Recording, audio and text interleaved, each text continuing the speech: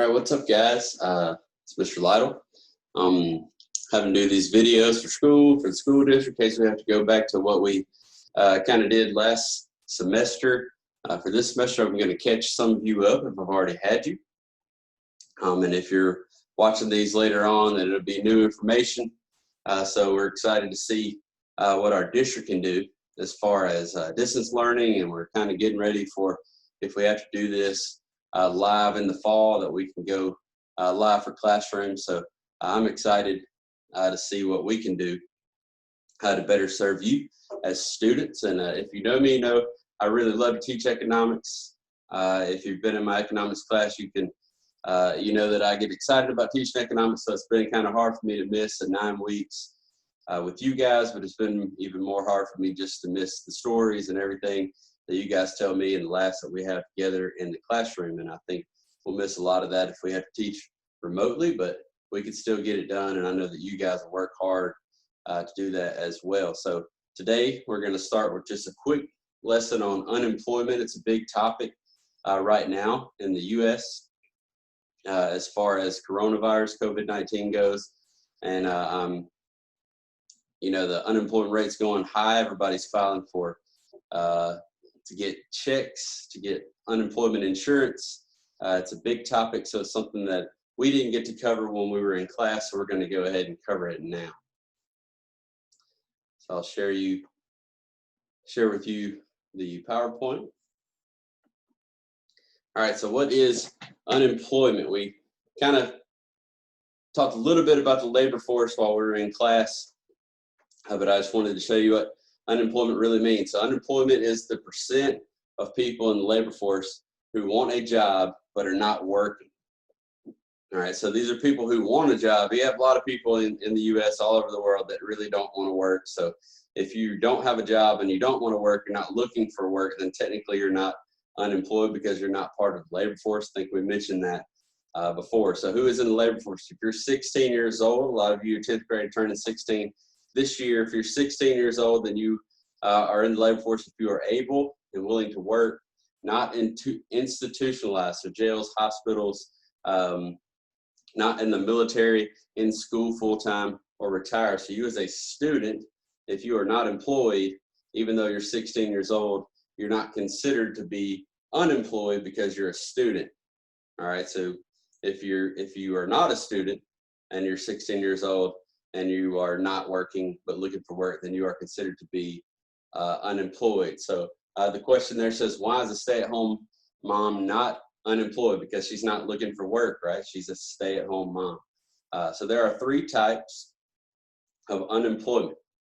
The first type we're going to talk about right now is frictional unemployment. So this would be like temporarily unemployed or being between jobs. A lot of you haven't worked yet, so you don't understand that concept, but your parents probably have. Your parents have ever been in between jobs. Technically, they are unemployed, but they are looking for another job. So this would be a frictional unemployment. So these individuals are qualified workers with skills that can transfer, but they are not working at the current time. So examples here: high school, college graduates looking for jobs. So if you graduated high school, when you graduate college and you're out looking for a job, if you haven't found one yet, then technically you are unemployed, but you will eventually find a job. So also individuals that were fired or are looking for a better job. My recommendation would be that if you're looking for a better job, you don't quit the job that you already have, because you do need to make or have an income to support your families or yourself. Seasonal unemployment does fall under this category of frictional unemployment. This is a specific type of frictional unemployment in which which is due to the time of year that you work. You think about Christmas. During Christmas time, we're out buying a bunch of stuff, so therefore the employment rate is very high because they hire these people to come in. They hire you to come in to work during that time to fill a void, because there's so many customers and there's so many people out spending money that they don't have enough workers to do the job that they need. So they hire you then, and then after Christmas, January, February, then you don't have a job anymore. So those jobs come back seasonally. You might see it during tax season, same thing, seasonally. Everybody's out spending money, so they hire more workers. In the summer, they hire more workers or more people out and about spending money. So it's different times of the year, making it obviously seasonal. So a few examples put on there. Professional Santa Claus impersonators, you see them people all the time. Some of you might want to do that. I don't know. I wouldn't want to do that. But I wouldn't want a bunch of little screaming kids sitting on my lap all the time. But they are seasonal, obviously, because you don't need Santa Claus people all the time. Construction workers, if we want to say, I put Michigan, but any northern place, if you're building houses, whatever, when it gets cold and really, really wet, you can't build a house, right? So it's seasonal. It gets that way around here. I know the person who built our house, he only commits to like 1 or 2 houses per winter because he's so wet. So you can only work when it's dry. And then once it does get wet, it stays wet. You know this because you can go outside and see that. So the second type of unemployment is structural unemployment, which means changes in the structure of the labor force make some skills obsolete. You can think about technology that's happened that makes things obsolete, right? A lot of people don't use desktop computers anymore. You see it in maybe offices, but at your house, you probably don't have a desktop. Most people do laptops. You see flip phones or even house phones. I've never had a house phone in my house since I moved away from my parents. My parents still have a house phone.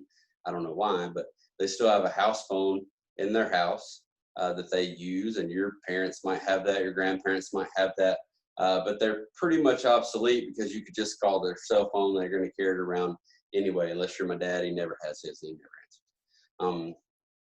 So these are jobs that were once very large jobs.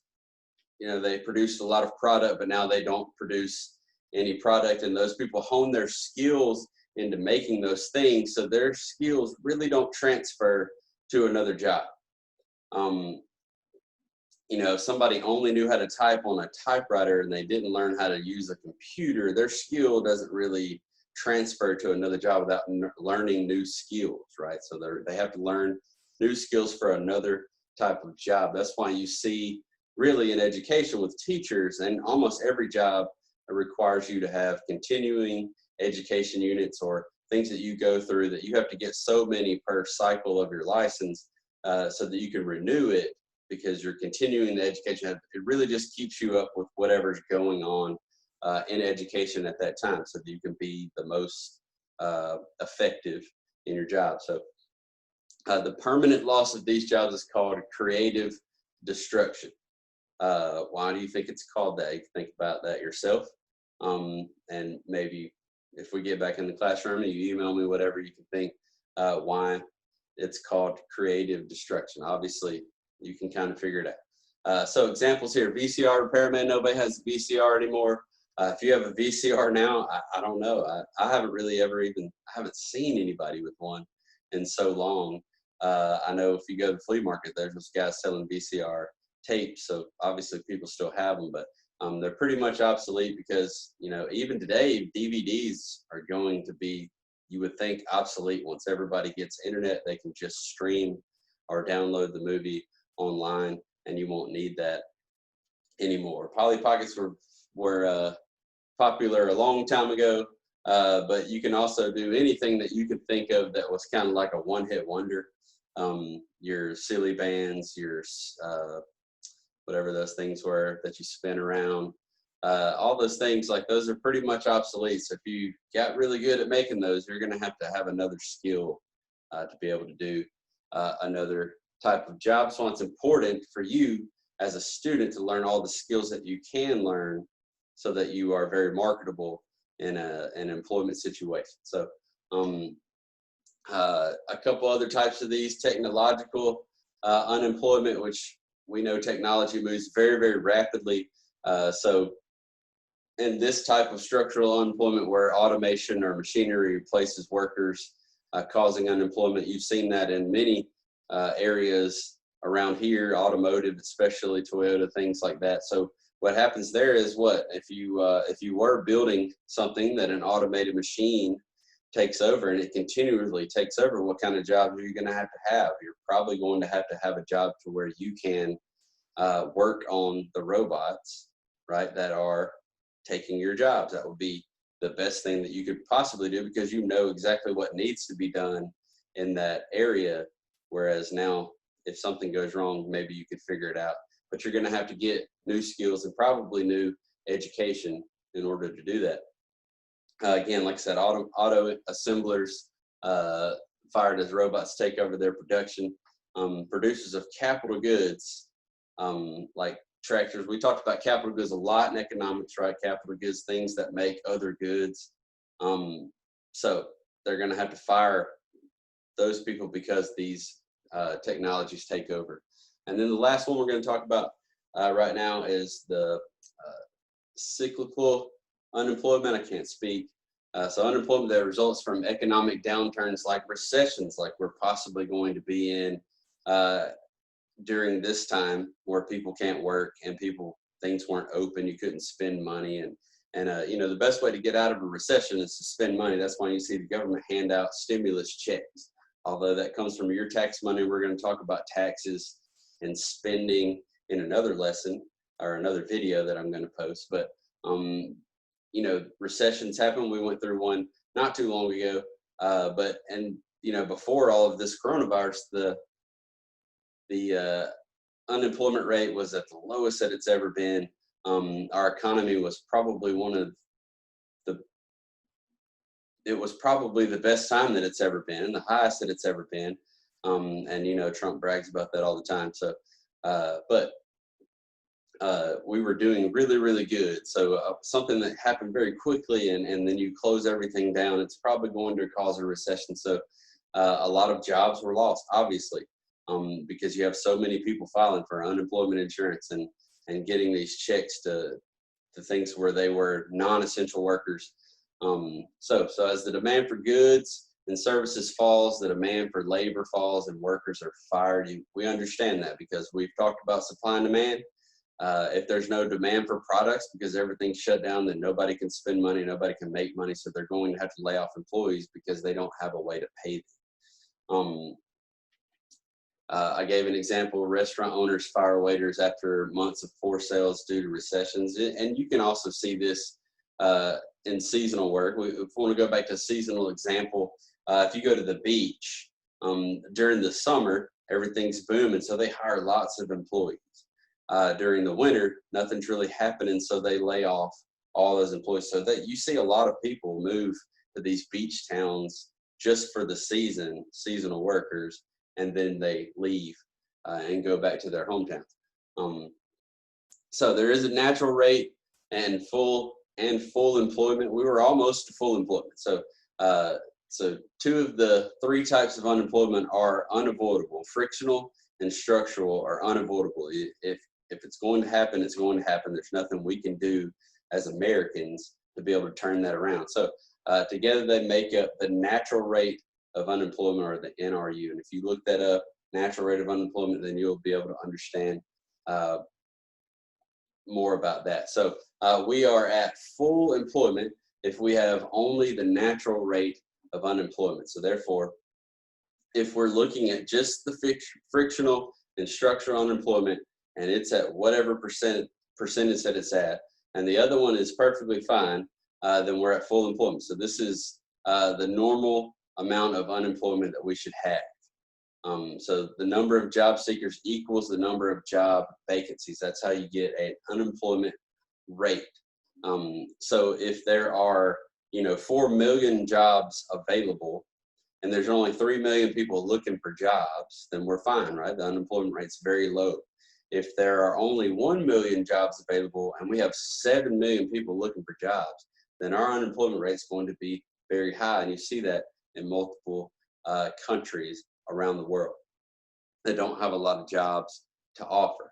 I will say this, it's getting more and more hard for you to find a job at a younger age because there are so many people looking for jobs at certain times of the year that adults are taking those jobs that kids normally had. I was pretty lucky growing up. My uncle owned a race engine shop, so I was able to work there from the time that I was really 14 and make money. And I had that built in, and a lot of people aren't that lucky. So I was glad that I've always had a job since I was 14 until now. I've never really been unemployed, except for, when I was in college, but that not unemployed because I was a student and my parents didn't want me to work. And then I finally ended up getting a job anyway because they wouldn't send me enough money. All right, so I'm going to show you a few things that COVID, just to give you kind of a look at what's going on nowadays as far as unemployment goes. And the first one, if we look at, is this. So COVID-19 causes unprecedented job crisis. So what we saw, right, as of May the 2nd, this is a little bit, it's a little bit further than that. So we've actually seen this decrease some because things are opening back up, so people are going back to work. But you saw at May the 2nd, at one of the highest points, 33,483,000 people filed for unemployment. And that was so quick after the start of the coronavirus pandemic. And if you look at the chart, you see that it spikes up, it spikes up, it spikes up a little bit. And then all of a sudden, 2020, we're way up here, right? Way at the top. So that's a crisis, right? It's a job crisis. The thing about this, it's different than most times of unemployment, is this was kind of a forced unemployment, right? These people were laid off from jobs because they couldn't work because it wasn't open. There was no demand for the product. Also, you see that a lot with things that aren't essential right now. Essential products, we've talked about that before, the things that you need to be able to live, which doesn't include, your luxury items. And if we look at this, we talk about unemployment claims versus vulnerable jobs. So a vulnerable job would be something, it would be a job that if it continues to go, right, if we continue to have this pandemic, that job's probably going to go away as well. We can look down here at Mississippi. This line represents, 50% of the jobs that are in that state, right? And if you look at it, Nevada, if it continues, they could be of almost half their jobs in their state will be gone, or at least they'll be unemployed because of what's going on. If we scroll down Mississippi and look, we're not anywhere close to the top, which is good for our state, but we're not towards the bottom either. So we're about right in the middle, right here. So you can look at,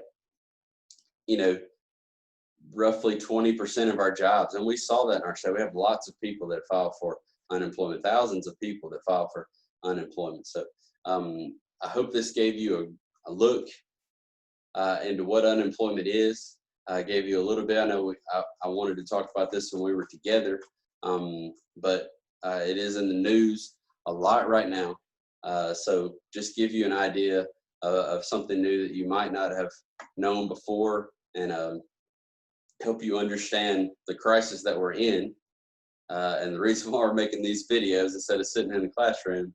And your parents might be experiencing this right now. They might have had to file all of these things going on. It's an unprecedented time, and it'll be something that we'll read in the history books forever, and we'll talk about in economics forever, the impact, because it's going to impact this country for years to come. We'll have to rebound to get where we were.